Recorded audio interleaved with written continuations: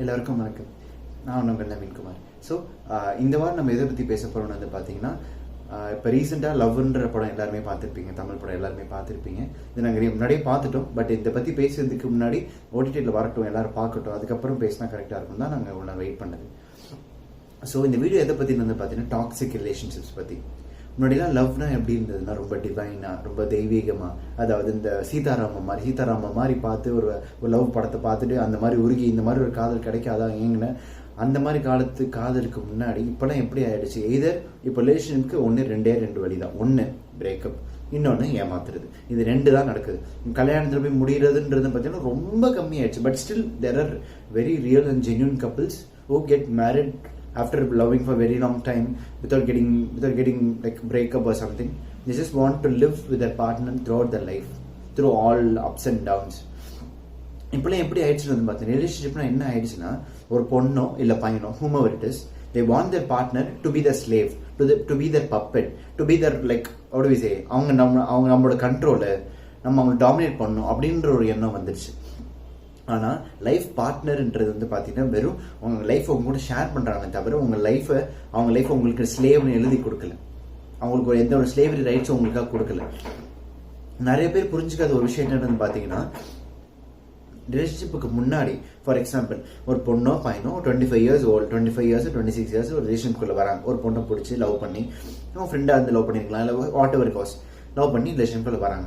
ஆனால் ரிலேஷன்ஷிப் வந்ததுக்கு அப்புறமா அவங்க என்ன விஷயத்த மறந்துடுறாங்கன்னா, அந்த 25 வருஷத்துக்கு முன்னாடி அவங்களுக்குன்னு லைஃப் இருந்ததும், அவங்களோட பேரண்ட்ஸ் பற்றியும், அவங்களோட ஃப்ரெண்ட்ஸாக இருக்கட்டும், அவங்களோட ஃப்ரெண்ட்ஸ் சர்க்கிள், இந்த மாதிரி அவங்க 25 yearsக்கு முன்னாடி அவங்க ஒரு பெரிய லைஃப்பை வாழ்ந்துருக்காங்கன்றதை அவங்க ரியலைஸ் பண்ண மாட்டாங்க.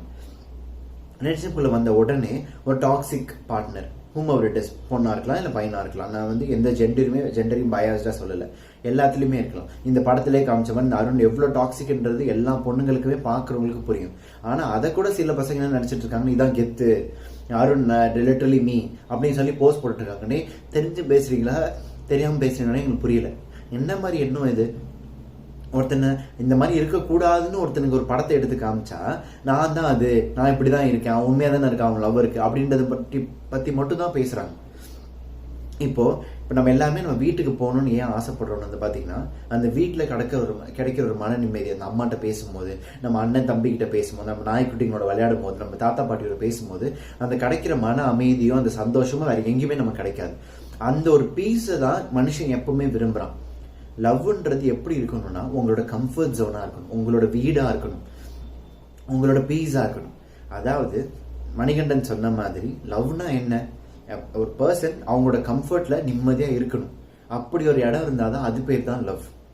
அவங்களா இருக்க விடணும், அவங்களா அக்செப்ட் பண்ணிக்கணும், அதுக்கு பேர் தான் லவ்.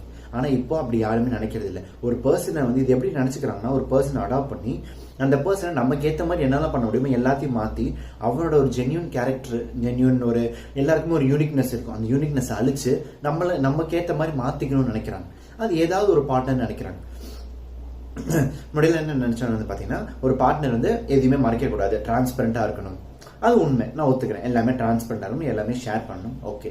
ஆனால் இப்போலாம் எப்படி ஆயிடுச்சுன்னு பார்த்தீங்கன்னா, ஒரு பார்ட்னர் இருக்கிறாங்கன்னா அவங்க வந்துட்டு ஒன்றுமே எதுவுமே நம்பாமல் உட்காந்து ஒரு சாட் வரியாக படிக்கிறது, அவங்க ஃப்ரெண்டை பேசுறது எல்லாத்துக்கும் வந்து படிச்சுட்டு இருக்காது. இல்லை வந்து பார்த்தீங்கன்னா, எந்த ஒரு பொண்ணை பேசுனா கூட அதையும் தப்பாக பேசுறது, எந்த ஒரு பொண்ணை தங்கச்சியாவோ இல்லை ஃப்ரெண்டாவோ நினச்சி பேசினா அதையும் தப்பாக பேசுறது. இந்த மாதிரி ஒரு ரொம்ப டாக்ஸிக் என்விரான்மெண்ட்குள்ளே தான் இந்த லவ் வந்து ரிவால்வ் ஆகிட்டு இருக்கு. அதுக்கு அவங்க வைக்கிற பேர் பொசசிவ்னஸ்னா எப்படி இருக்கணும்னு வந்து பார்த்தீங்கன்னா, ஃபார் எக்ஸாம்பிள் நீங்கள் லவ்ல இருக்கும்போது இன்னொருத்தரோட பேசும்போதோ பழகும் போது வர்றது பேர் பொசசிவ்னஸ் கிடையாது. நீங்கள் உங்களோட இடத்த அவங்க இன்னொருத்தவங்களுக்கு கொடுத்தாதான் அப்போ வர்றது தான் பேர் பொசசிவ்னஸ். ஆனால் யாருமே கேர்ள் ஃப்ரெண்டு கொடுக்குற இடத்தையோ இல்லை பாய் ஃப்ரெண்ட் கொடுக்குற இடத்தையோ அவங்க ஃப்ரெண்ட்ஸுக்கு கொடுக்க போகிறதே கிடையாது. ஆனால் அவங்க ஃப்ரெண்ட்ஸும் ரொம்ப முக்கியம். அவங்க லைஃப்ல நீங்க மட்டும் ரோல் பிளே பண்ணல, அவங்க ஃப்ரெண்ட்ஸும் ரொம்ப பெரிய ரோல் பிளே பண்றாங்க. சின்ன வயசுல இருந்து அவங்க கூடவே இருந்து, அவங்கள பார்த்துக்கிட்டு, அவங்களுக்கு பிரச்சனைனா கூட நின்று, அவங்களுக்கு எல்லா உதவியுமே செஞ்சு, அம்மா அப்பா அளவுக்கு நம்மளை பார்த்துக்கிட்டது நம்ம ஃப்ரெண்ட்ஸ் தான். ஆனா ஒரு பாயிண்ட்டுக்கு மேல ரிலேஷன்ஷிப்னு வரும்போது அந்த ஃப்ரெண்ட்ஷிப்பை சாக்ரிஃபைஸ் பண்றதே ஒரு முக்கியமான ரோலா வச்சுட்டு இருக்காங்க. அதுக்கு அவங்க சொல்ற பேர் வந்து பொசசிவ்னஸ்.